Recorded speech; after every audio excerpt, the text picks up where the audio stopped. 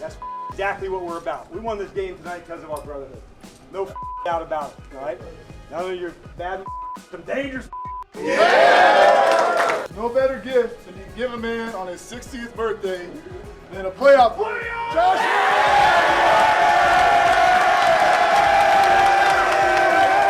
Thank you guys for everything.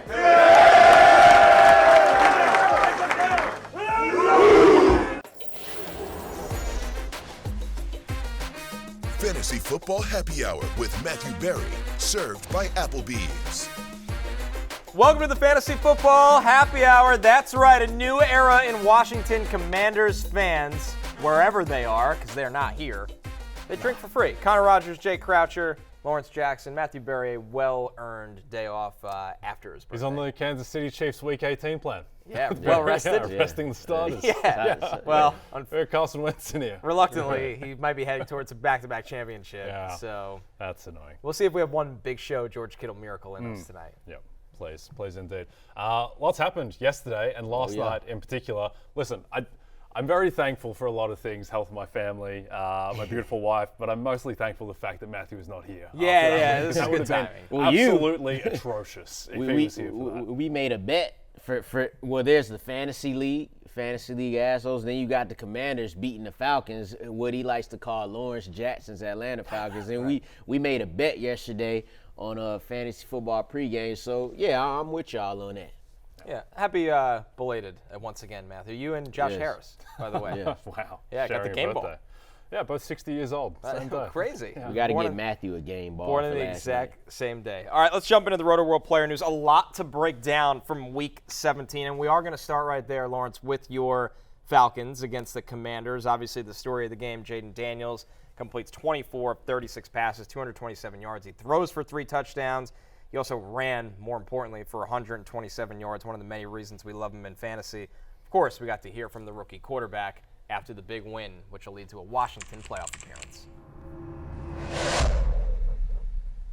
I'm excited. I'm happy.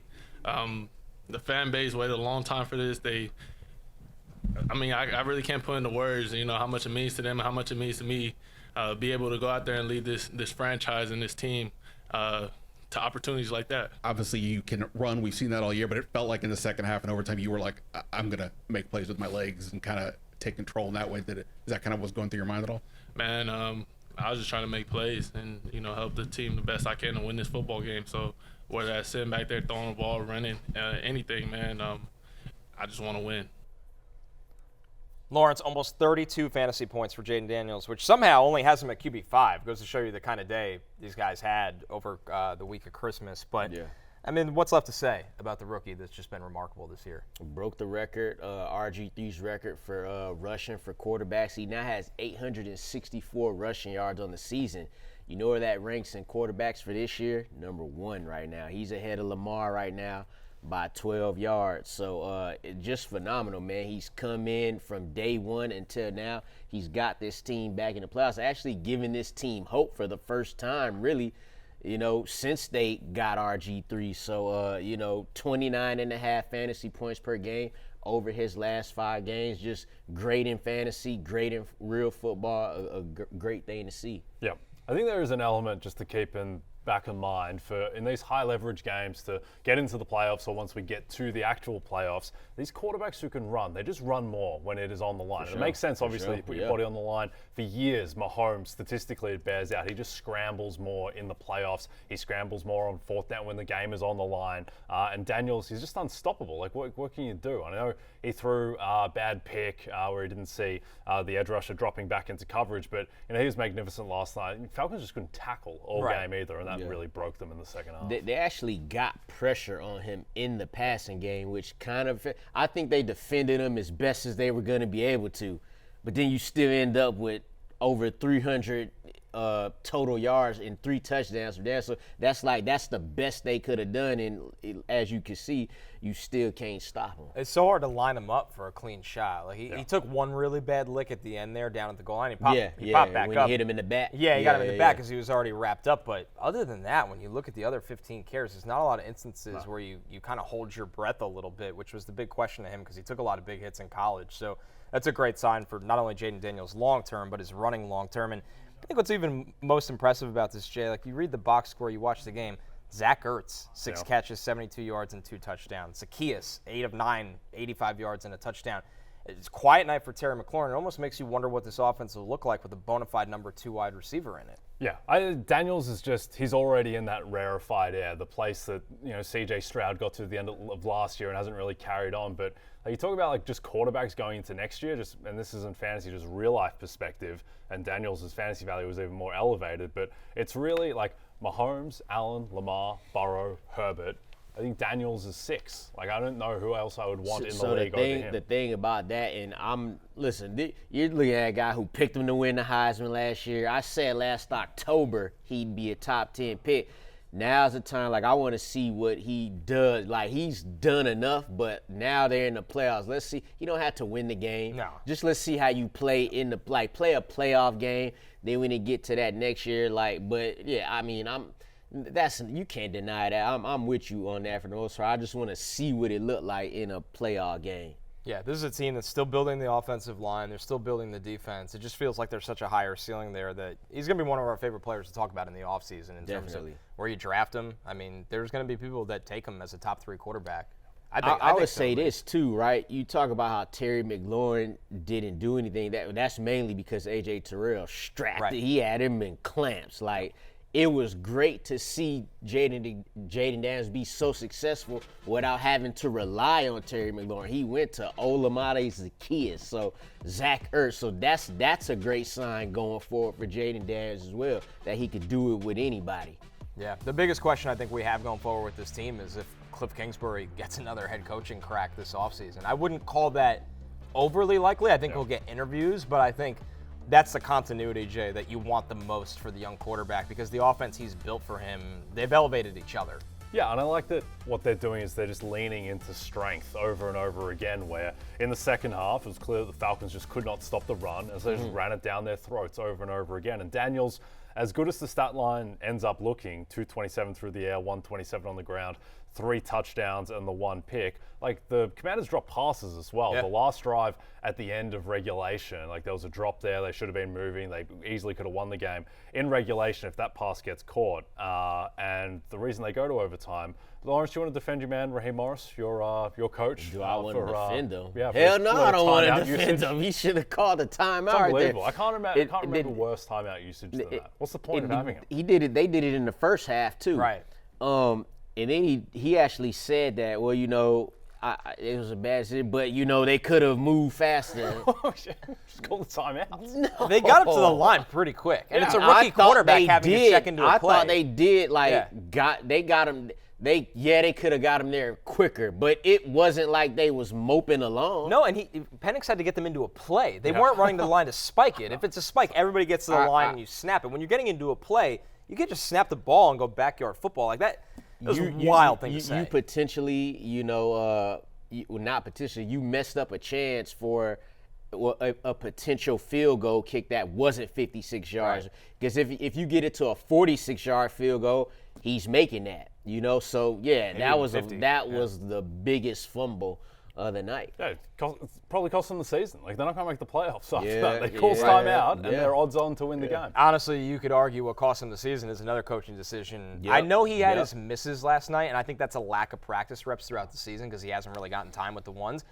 They should have moved to Penix so much earlier. When you watch the plays he can make, it's really the equivalent of being that three-point shooter. Yeah, you miss a throw, but if you come back and make a great touchdown throw on the next play, who cares about the misses? Yeah, the reality is and it's tough because he was playing well enough leading into this, but if Penix was playing that Chargers game back when Cousins threw 4 picks, they lost the game by 4 points with Cousins throwing 4 picks and pick 6, so they win that game and the season looks much different, but it's difficult to foresee exactly how bad Cousins is going to get.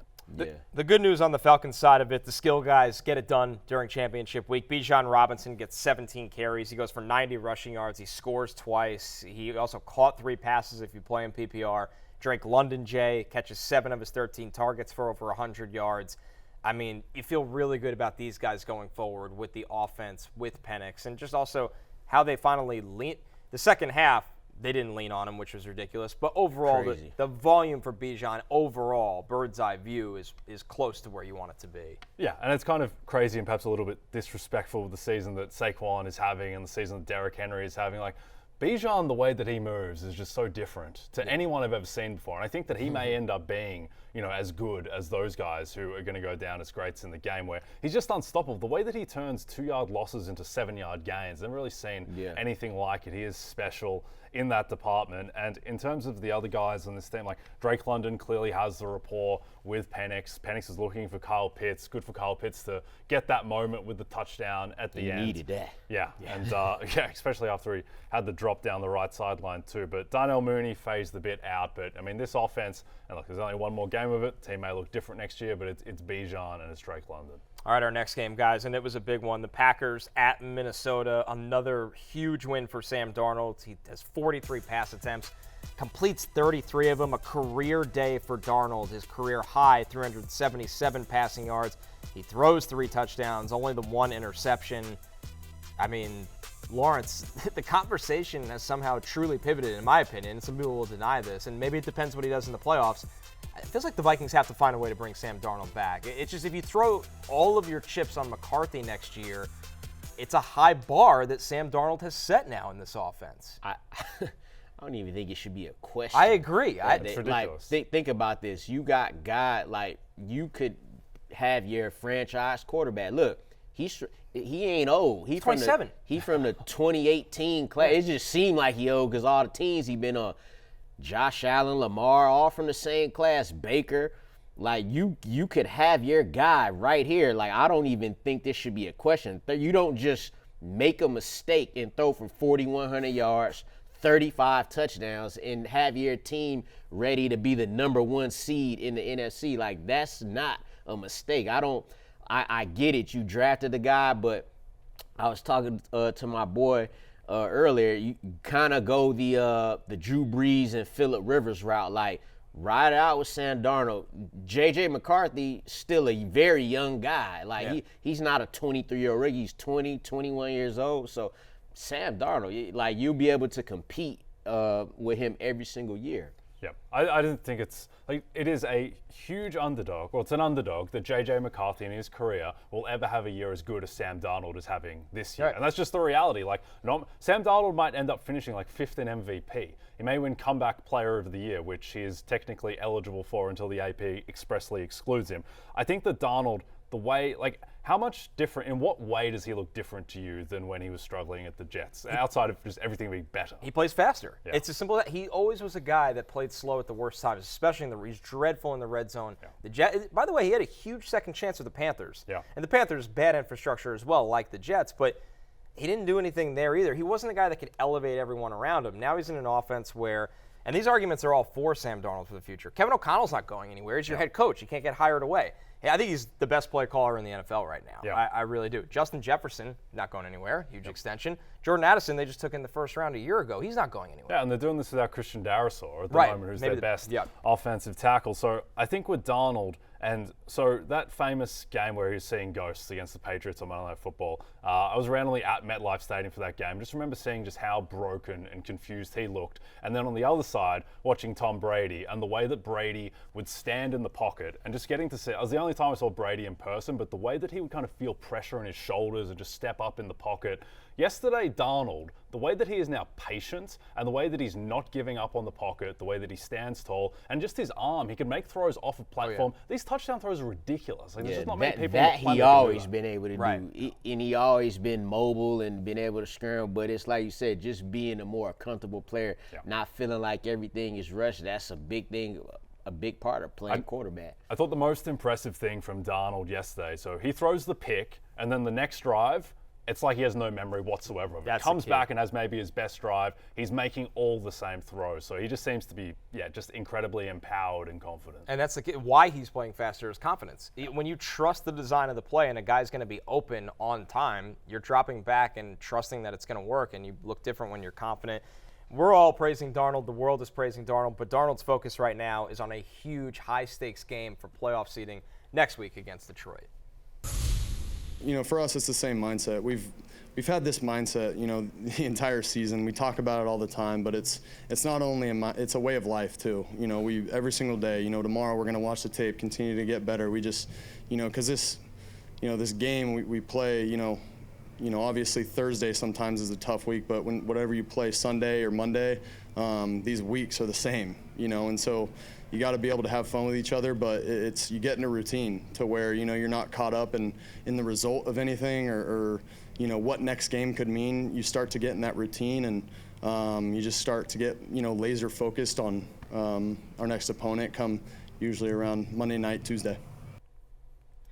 Let's take a look at the NFC Championship odds, courtesy of DraftKings. Jay, kind of break this down for me, why the odds are the way they are. If Minnesota can beat Detroit next week, I believe they have the best chance to take the #1 seed. But how would you price this the same? No, I would bunch the Lions and Vikings much more closely together. And the thing is that the Lions are 2.5-point favorites against the Vikings next week, and the winner of that game, to your point, they get the 1 seed. And so the gap is just between +170 to win the NFC, the Lions, and +390 the Vikings. I just think it's too big when the line is that close in that game. That game is going to be so huge for equity in the NFC. And also what that line is telling us is that the market thinks that those teams are pretty close to dead even. And if they're close to dead even and the line is close to pick, then that is just too big of a gulf for me. And I think the other thing too is that with these conference title type markets, like you look at long shots, you look at like the Bucks, who are playing really well at the moment, right? And Baker's having this awesome season and they're 14-1. The thing is that when you're not the 1 seed, then you have to math out what the money lines will be 3 times over. And it's just difficult when the Bucks are going to be going on the road multiple times. They'll be what will they be? They'll be like 6.5-point dogs in Philly, something like that. So it's just difficult to add up. So my bet right now in that market would be Minnesota. I think that just the level that they're playing at on both sides of the ball, I think that they arguably have the best offensive mind in the game and the best defensive mind in the game. And they have really good personnel as well. So I think that they would be the bet at +390. What do you think, Lawrence? I would go. You mean out of Lions and the Vikings? Or just the entire board value. Overall, I'll probably go Eagles. Yeah. Because they're the most talented team on both sides of the ball. Like it would basically be like best play caller on both sides versus the best talent on both sides. And then with the Lions, you got to get healthier on defense for me to feel a little bit better about them taking the whole thing in the NFC. Yeah, I'm a little surprised the Lions are, almost a runaway on that board. I guess +170 to +340 to +390 isn't a giant gap, but it's big enough where, listen, we all love the Lions. We love Dan Campbell, the story of them. They are a high-powered offense, but you're right, Lawrence. Like, the injuries have told a different tale, unfortunately, the last 5 weeks of the season. It's kind of hard to overcome that, even for a guy like Aaron Glenn. Yeah, and when you look at it too, even as much as I want to see Jahmyr Gibbs get 18 to 22 touches, like David Montgomery was valuable to that offense too. So they lose a little something there as well. And the Lions, for me to feel the greatest about them, would have to have the 1 seed. Right. I would, because I feel like the Eagles could go beat any of these teams on the road. I think the Vikings could beat any of these teams on the road. So the Lions would have to have that 1 seed for me to feel the best about them. Yeah, I think the Eagles are the best team in the NFC. I think just on neutral field, they would be favored over everyone else, just with the state of the Lions' defense and how banged up it is. But they're the 2 seed, and they've just got to play an extra game than whoever gets the 1 out of Detroit and Minnesota. So whoever wins that game will be the favorite in the NFC to get to the Super Bowl, which again is crazy that there's a 45% chance it'll be Sam Darnold and the Vikings when their win total was 6.5 before I like the idea of Sam Darnold playing in an NFC Championship a lot more than I did Case Keenum back in a few years ago. So because I just feel like Sam Darnold is more of a legit player at this point. So yeah. Let's take a look at the Week 18 schedule, some of the matchups here, and obviously a huge football night in America as well. But let's take a look at the Saturday games right here. The Browns against the Ravens. The Ravens looking to lock things up in the AFC North. The Bengals against the Steelers. So we get a full AFC North slate on Saturday. Sunday, the Giants, who played their way out of the #1 pick yesterday, they have the Eagles we're going to assume resting starters. We can maybe assume that the Bills will do that against the Patriots. I believe we'll assume the Texans do that against the Titans. So we have to keep on with all these lines this week. Yes, it's a lot of assumptions, but for good reason, guys. a lot of these teams will be resting players in some capacity, which, Jay, I would imagine this is the most difficult betting market of the week besides week 1. It's also the most fun in the way because you get to see lines like the Titans are 4-point favorites over the Texans. Like it's just ridiculous. With Mason Rudolph. Yeah, it's just it's a fake football game, but it does create a lot of opportunities. There's I think that Josh Allen is probably going to start against the Patriots because he wants to keep his Cal Ripken start streak alive, and so there's angles of attack of Bills first quarter money line parlayed into Patriots full game money line and that type of stuff, which just doesn't exist in every other week of the season. So lots happening. Happy to see our man Lamar get the Island game on Saturday, Lawrence. I think that helps his MVP the thing about that is it's gonna be he has to play because he's playing for the division. He's playing for the 3 seed. They're 17.5-point favorites. 17. So, and when you talk about the MVP, just like I felt like about Josh, and my MVP pick is Lamar, how I felt about Josh Allen beating up on the Jets, I don't think too much could be said about the Ravens if they do go on to blow out the Browns. Like, I expect the Ravens to. Now, could he have 4 touchdowns and be like MVP? Yeah, sure. But I already felt like that. So I don't think too much should change off of that. No, the cases are mostly set. It's just it'll be another chance for Lamar to get loud. Yeah, just when it's the only game being played, There's still Myles Garrett on the other side. There's still, still in the AFC North division rivalry. He would have to escape like some crazy Myles Garrett sack attempt and then throw a touchdown behind his head or something. Which he'll probably do. And there's a chance that we see Jameis again, by the way. It's not ruled out yet. Then we got a game then. We got ourselves a game. The script of the game totally changes with that. We'll see if DTR gets another start. Our next game, guys, Carolina at Tampa Bay. Baker Mayfield throws for 5 touchdowns. If Baker Mayfield led you to the promised land all week, well, he kept it going with the 5 touchdowns, 359 yards. Mike Evans heavily targeted in this one, 9 targets. He catches 8 of them, 97 yards, 2 touchdowns. Baker Mayfield, QB2 right now here, Lawrence. Going into the week, I mean, it's crazy. We have 4 quarterbacks that scored more than 31 points. So we haven't even played Monday Night Football yet. Just Baker really couldn't miss in this one against the Panthers secondary. Yeah, and when you got it going like that, you just keep on going and going, which is what he did. He's now tied for 2nd in the league with 39 touchdown passes. Another guy like a Sam Darnold, although Baker Mayfield played well last year. So to see him do it 2 years in a row and just solidify like, hey, I'm a top-tier franchise quarterback. I could get it done, and they got the NFC South now. I think it's fair to say, especially with them being 14.5-point favorites at home versus the Saints. Falcons, you blew it. Jalen McMillan, also a big day. He's really turned it on the last month of the season. The rookie caught all 5 of his targets, 51 yards, but most importantly in fantasy, the 2 touchdowns. We got to hear from both Bucs receivers, Mike Evans and Jalen McMillan, after the game. We had a great week of preparation. Everybody made plays. The O-line did their thing, and, Baker did his thing, as usual. Can you say enough about Baker Mayfield? The accuracy, getting the football where it has to be. His ball placement was top tier today. He ran when he had to. He didn't have to run much.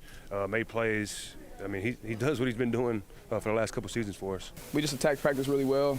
We were really detailed, sound, and the intensity we came out with, and just starting fast is something that keeps our momentum going. So it was glad we did that. Big day for Bucky Irving as well. He gets 20 carries, 113 rushing yards, as Bucky always does. Stays involved in the pass game, 4 receptions, 77 yards. I mean, Jay, Bucky Irving is going to be big expectations next year. He's going to be drafted very early out of running backs for a guy that probably wasn't taken in a lot of fantasy drafts this season. No, and he's clearly taken over that backfield from Rashad White, who only gets the 6 carries. Yeah, Bucky Irving is going to be a first, second round pick next season in fantasy. He's going to be one of the elite running backs. There's just not that many running backs who get 20 carries in a game, and this one got out of hand at the end as well, so he could have pushed 25 if not. And so he's just playing in. This has been one of the most underrated stories of the season because it's the Bucs, it's the NFC South. They won it last year, and it's the same cast of characters for the most part. But Liam Cohen has been one of the best stories of the season. Yeah. Baker Mayfield has 39 passing touchdowns to Lawrence as well. He's got 11 more passing touchdowns than Josh Allen and a higher passer rating. Baker's having an insanely good season. Now he's thrown 15 picks, and that's the Baker experience. Yep. But look, they're not. I don't think they're gonna make the Super Bowl, but they're gonna have a moment in the playoffs, and they're gonna be capable of winning any given game. Yeah, the Bucs offense is just a wagon right now. Even the offensive line has played above expectations, so the huge unit. On the other side of things, it's been better days for Bryce Young. He throws 2 touchdowns. Their defense really didn't give them a chance in this one, Lawrence. Adam Thielen, if you're bold enough to start him, he gets you 2 touchdowns over 100 yards. So productive enough between these two, but just not a good day for the Panthers overall. Big ups to Bryce Young. Consecutive games with multiple touchdown passes for the first time in his career. 18 fantasy points per game in 6 games since returning as their starter. And I think he played himself into getting another shot for next year. Like, get him some more players. But speaking of getting more players, I won't be shocked that if Adam Thielen wants to play again, he won't be on this roster next season, because you can't deny the connection he has with him for his whole first season. The second half of this season, like as soon as Adam Thielen came back from injury, right there, he's racking up the numbers. Like he helps that offense go. So I won't be shocked if he's in that receiver room, leading that receiver room with Bryce Young, and hopefully a little bit better roster next year. One of the most interesting games of the day for all the wrong reasons, guys. The Colts playoff chances out the window. The Giants picking number 1 chances potentially fully out the window. Drew Lock goes off, completes 17 of 23 passes. It's a real phrase for championship weekend. Over 300 yards, 4 touchdowns. And, Jay, this was really on the back of the rookie and Malik Nabers, who 171 yards, 2 touchdowns, explosive plays, making guys miss. He was just phenomenal in this game. Yeah, did a ton of work after the catch off of short passes, taking it to the house. And there has been, and we've talked about it a lot too, like Brian Thomas Jr. has kind of emerged somewhat as the story over Nabers until yesterday of the rookie wide receiver class, both of them in front of Marvin Harrison Jr. just on performance this year. But Nabers reminded everyone why he was taken in the first 6 picks, and he's going to be a monster so long as he gets competent quarterback play. I was watching this game yesterday, I was seeing there has to be some sort of betting angle here, because it was such a unique situation where the Giants are up 28-13, and in theory they're desperate to lose the game, and the Colts are desperate to win to stay alive in the playoff race. But then you watch it and it's like, well, the issue is that the Colts are just terrible. Defense was atrocious. The missed tackles are insane. Outside of your Jets, the Colts are probably the most embarrassing team going, just with everything, like 45 points to the Giants. To this version of the Giants. Yeah, like, look, Flacco, you knew he was going to throw some picks, but 33 points is enough to, and what Jonathan Taylor did and has been doing for like the past 3 or 4 weeks running the ball was enough to win. Like, defense, come on, man. 45 points to the lock man. Yeah, I just gave him that nickname, the lock man. The locksmith? The locksmith monster. I mean, imagine if you told somebody Sunday morning, all right, here's the 3 stat lines you need to know for the Colts. Jonathan Taylor is going to get 32 carries. He's going to run for 125 yards and 2 touchdowns. Michael Pittman and Alec Pierce are both going to score a touchdown and both go over 100 yards. And then you go, and the Colts lost. And it was they had no answers. How does Jonathan Taylor get 32 carries and a double-digit loss? Double-digit loss to the 32 carries tells you, like, we're winning the game, and we're trying to, like, the game was over in the second quarter. Yeah, man. Look, you see it. He's running back 1 this week. He's quietly been a monster the past 3 games. Probably more. He's went for at least 90 yards the past 4 games, maybe 5 games. He's going to be an interesting player to draft next season, because I think he has to be a first rounder off of what he has shown. And the O-line will be healthier. It's probably going to be the Anthony Richardson show again next season. He's going to get another year. Yeah, I think he has to.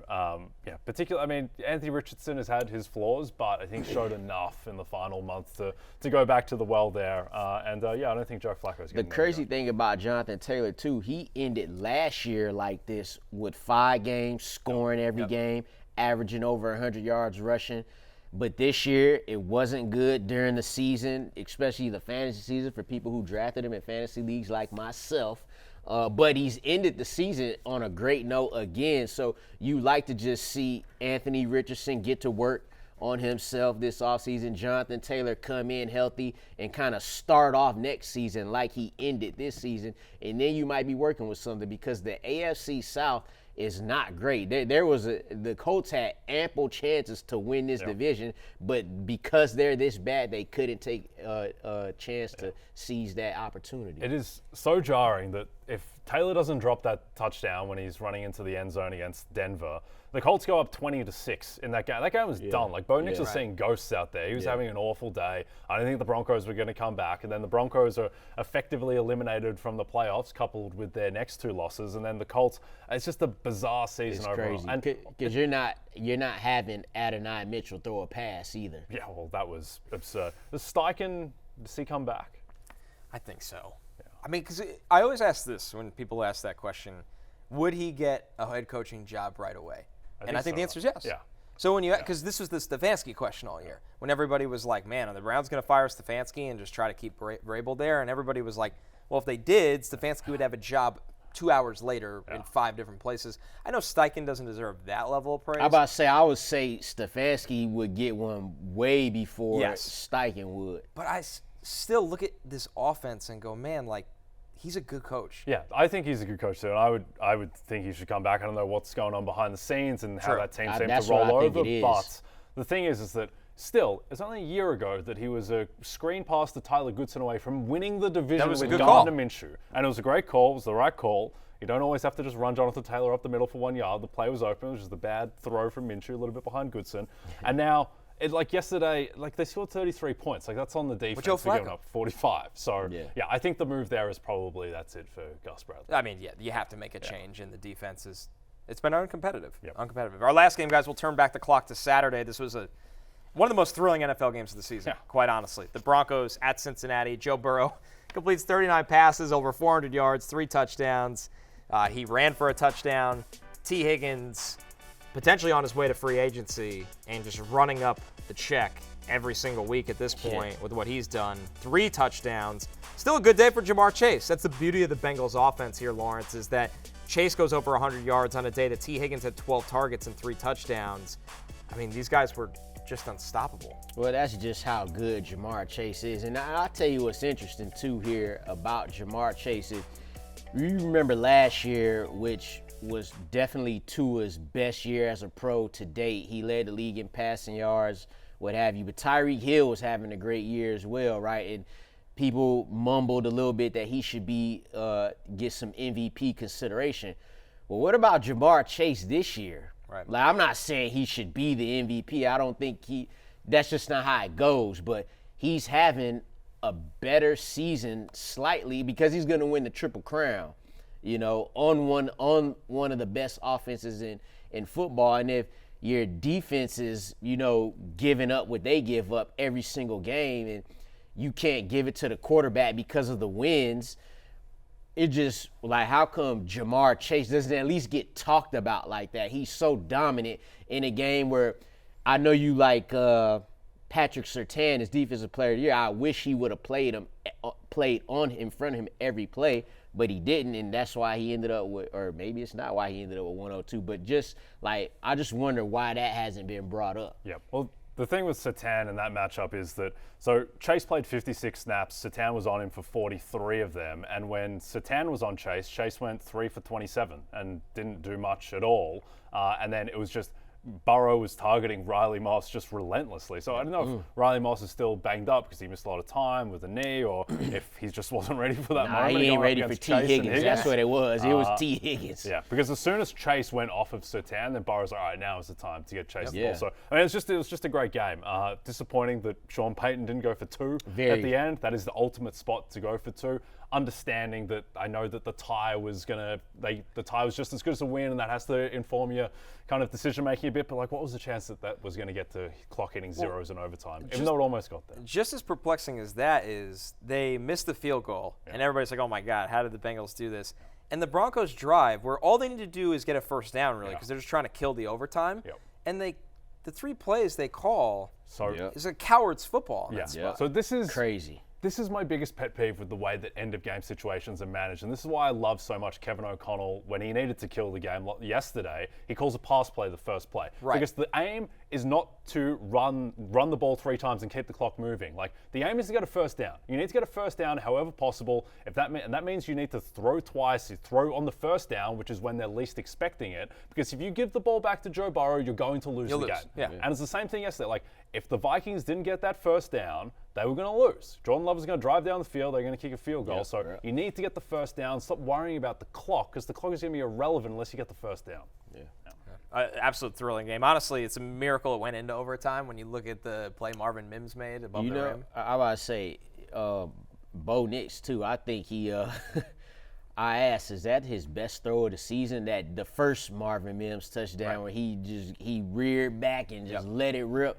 I was like, damn, Bo Nix, like, okay, I see you. I didn't think that was in the bag right there, but he threw it with confidence, and that's part of why the game even went into overtime. Right. Yeah. 67 yards through the air, which is the longest throw that anyone has made this season. I thought it was up and down for Nix. He had some great moments, but overall I thought that he's a rookie quarterback, so I don't want to pin it all on him, but I thought that he also showed his weaknesses a fair bit. All right, we're going to take our first break. When we're back, we got our Weekend Warriors and Sunday Scaries right after our first break.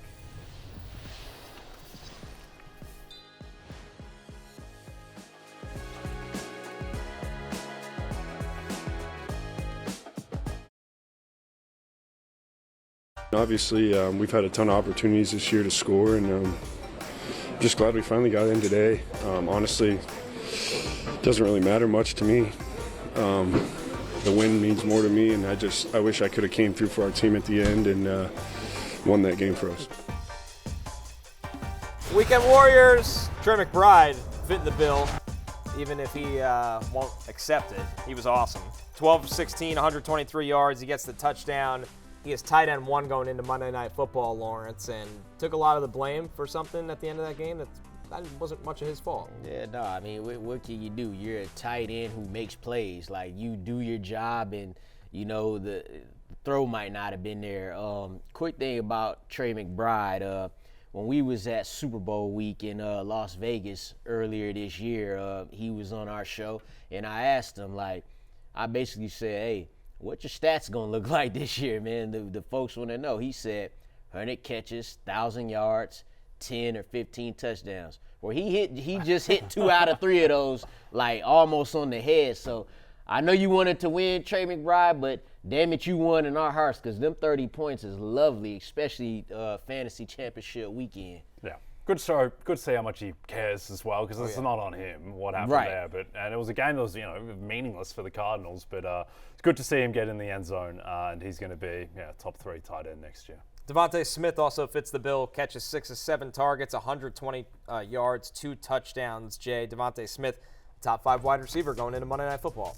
Yeah, and a little bit surprising that he was able to do this with Kenny Pickett, but Kenny Pickett, he does throw the ball down the field, and the Eagles have an awesome O-line. Well, he throws the ball down the field and at his own kind of feet as well, which is the most comical throw of the season. Play. Yeah, it's absolutely insane. At least they was able to fall on the fumble, but no, DeVonta Smith, he does remind us from time to time that he can do this, and only the 7 targets, but he turns it into the 120 and 2 touchdowns. It's going to be interesting to see how the Eagles' pass game looks in the playoffs with Jalen Hurts back, because still some uncertainty about how that offense overall is going to operate, despite the immense amount of talent that they have. Lad McConkey, Lawrence, establishing himself as Justin Herbert's top target. He breaks the Chargers franchise rookie record for receptions and receiving yards this season.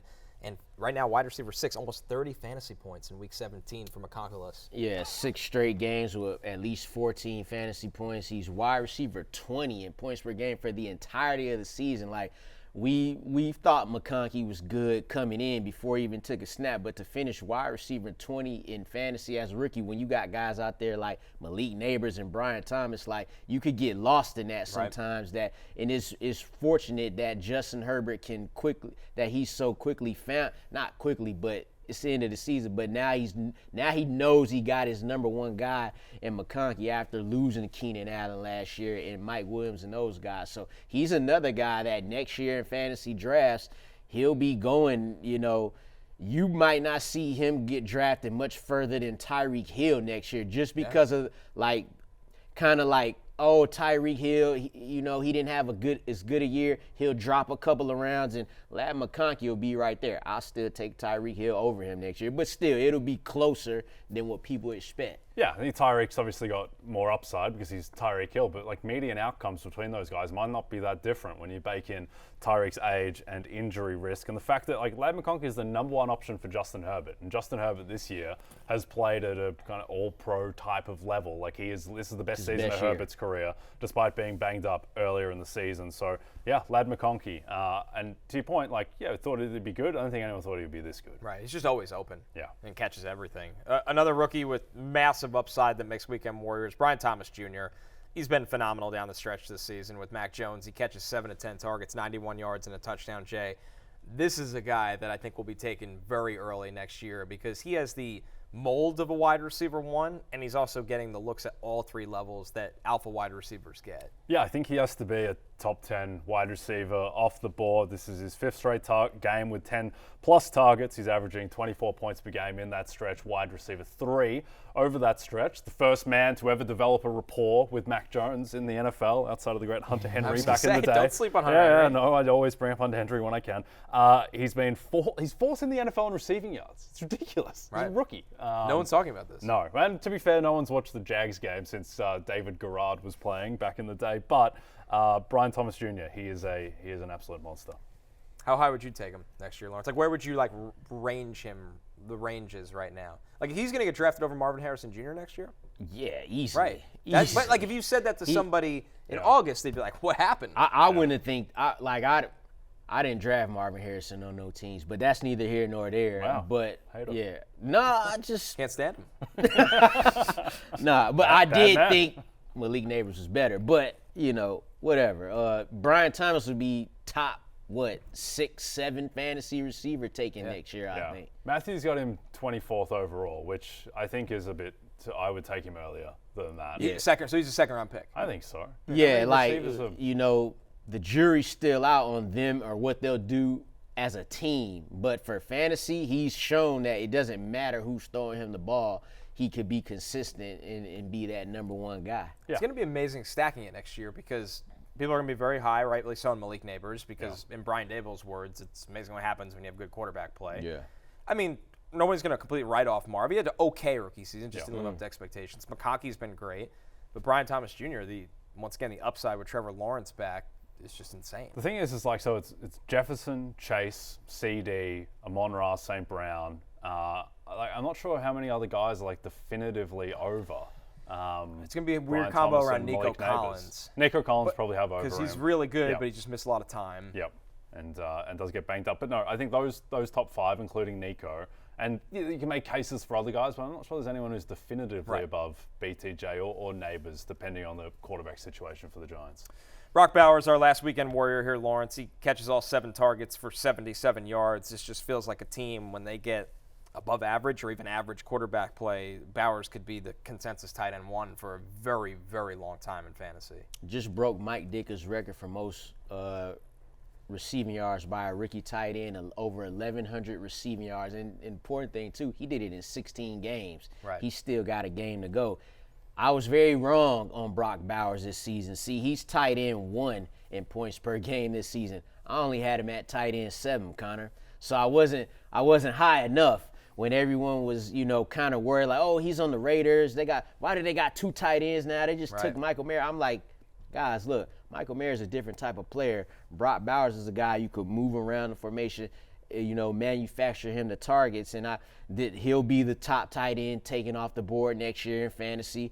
He's played with 3 different quarterbacks this season, so we're not worried about that. In fact, you would feel even better about him because it's almost certain that they will at least attempt to upgrade the quarterback position, whether it be via veteran, though I don't know how many of them will be available, or possibly trying to get a rookie. So we'll see. But Brock Bowers, man, he was the savior. He's one of the saviors because he wasn't one of those top tight ends taken off the board. Sunday Scaries, headlined by Cooper Kupp again. Just every time we think it's going to be a bounce-back week for Cooper Kupp, it doesn't happen. Look at the last 3 weeks, guys. 3 targets for the Cardinals, catches 1 of them. 3 targets against the Jets, 3 for 24. 3 targets against the 49ers, goose egg. Cooper Kupp has not reached 6 fantasy points in the last 3 games, Jay.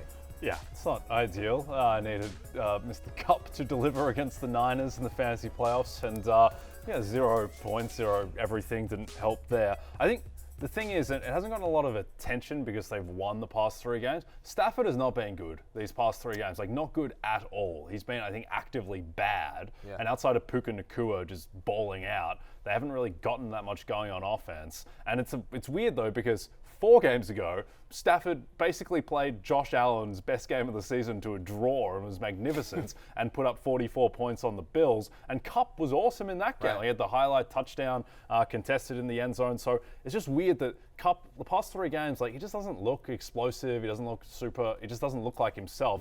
And Stafford as well. It's not that Stafford looks not like him. He's just missing throws, and it's just like he's not playing that well. So, do you think there's anything happening there? Has any league figured anything out? I thought the Niners game, he never, from the first drive, you were like jump scaring at some of the almost interceptions, and maybe it was weather related. Then the Jets game, it might have been a little bit of wind and cold. He wasn't hitting any throws, it felt like in that game. So you just wonder, is this time of year for Stafford, when I know they just played an indoor game, but is that playing to the larger sample size? And then, Lawrence, I think the point to Kupp is this is a guy that his body breaks down sometimes in the summer. You have to wonder at this point in the season, is there something we just don't know here? I think, I don't know what we don't know, but I think what we do know is that it's that 1A, 1B stuff between him and Puka Nacua is over. We're talking about where Tyreek Hill is going to go in fantasy drafts next year. What about Cooper Kupp? If he's lucky, not if he's lucky, but if I don't think he cares when he gets drafted. I don't think he sits in where Super Bowl MVP, Cooper Kupp. Triple Crown winner. Look, in the fantasy playoffs, he has a 12% target share. When you watch these games, these recent games for the Rams, they're throwing screens and getting the ball to Puka on purpose at the line of scrimmage, saying they got Cooper Kupp out there lead blocking for Puka. I think that version of Cooper Kupp might be over. Like, you got to start thinking like, accept who you are, like you Adam Thielen or something. And then maybe you start when people kind of lay off you a little bit, maybe you start having some games, but it's Puka, nobody else. Yeah. DeVonta Achane next up on our list, 10 carries, 25 yards. The disappointing part, Jay, he's been so good in the pass game this year, and it's just a drop-off with Huntley. He gets 2 targets, 13 yards, just not much. If you, once again, like kind of rode him to championship weekend, you were left disappointed. Feels like Tua Tagovailoa is the only man who can drive this car for whatever reason. Yeah. Huntley, whenever Huntley's been in there, the offense has been deplorable. Great to have that game side by side in the 4 p.m. slot and be able to watch every second of that magnificent spectacle. But like they're able to grind out the win. But Devin Achane, just in that offense, they just really require Tua. Yeah. Breece Hall here, Lawrence, 10 carries, 45 yards, 1 catch for 8 yards. What's maddening about this one is the catch was on their first offensive play of the game. Yeah. And most of the rushing yards were in the first half where he looked really good. When the Jets start getting blown out, Breece Hall just completely falls out of the game plan, and that happens too often. I just chalk all this up to being Jets. He's got 1 game of 15 fantasy points since week 8. This is a guy that was drafted in the top 3 to 5, and he's got 1 15-point fantasy game since week 8. Very disappointing season for the Jets and Breece Hall. Our last one here, Jay, Rhamondre Stevenson rushed 2 times for 1 yard. The whole, he's not going to start. Why are you laughing, man? You laughing at them stats? It's not a great stat line. Under 10 points in 3 of his past 5 games. Not a great game for Rhamondre. He's fumbled like 7 times this 1 year. rush yard, 1 target. The other thing, too, is that 3rd straight game with a sub 5% target share, just not getting used in the passing game. The team was just a debacle. He doesn't play. Yeah. So, mess. Ugly situation in New England. We'll see how that shakes out for Gerard Mayo. Thanks to the Eagles, it's officially an Applebee's Pick 6 Monday this football season. A Pick 6 during any NFL Sunday game unlocks 6 free boneless wings the next day on Monday at Applebee's for both dine-in and to go. Head to your local Applebee's today and be sure to say your friends, that's Jay, Lawrence, and Connor at the happy hour, sent you. Taking our last break here. When we're back, it's time for last call. You know we got our best bets for Monday Night Football right after this.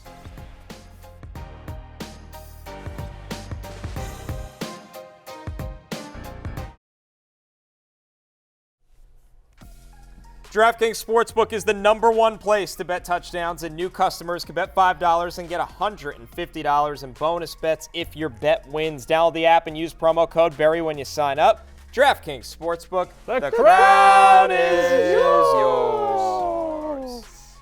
All right, let's take a look at the most bet Monday Night Football props on DraftKings right now. 5 across for the Detroit Lions. Amon-Ra St. Brown receptions is at the top. Over 6.5 is his standard line right there. We got some Jahmyr Gibbs rushing yards 60+ and receptions over, Jay, which is interesting to me because you are definitely disagreeing with the public on this one. I'm disagreeing with the public a little bit. My best bet is Jahmyr Gibbs under 19.5 rushing attempts.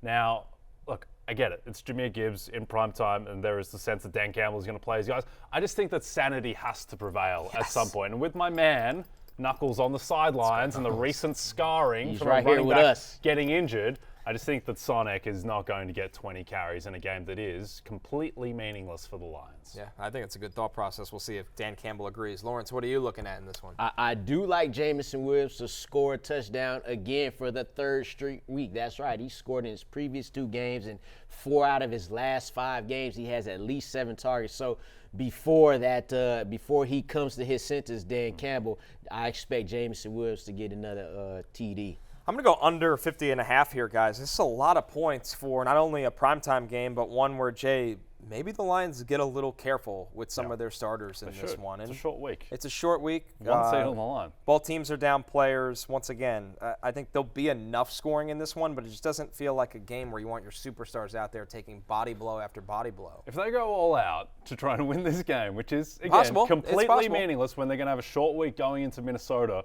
with the season on the line in a way. The difference between 1 seed and 5 seed is massive. Yeah, I would be stunned. All right, let's take a look at the top-ranked players for Monday Night Football. Of course, this is Matthew's rankings. Brock Purdy and Jared Goff, obviously must-starts in this one. Jahmyr Gibbs, Isaac Guerrero, Amon-Ra St. Brown. But Lawrence, how about the guys kind of on the cusp there? I know you're high on Jameson Williams, as you've been for his strong second half of the year. Yeah, again, when you talk about Jameson Williams, man, think about this. He currently has 47 receptions. Yet he has 890 receiving yards. That's 19 yards a catch. So he could possibly go over 1,000 yards this season, not even having 55 catches. So I definitely like him. He's always a big play waiting to happen. Yep. Deebo Samuel, probably get him back in your lineups as well after last week. Yeah, strong rebound for Deebo. All right, that's it for us. For Lawrence, for Jay, I'm Connor. Matthew will be back with us tomorrow. We'll see you then.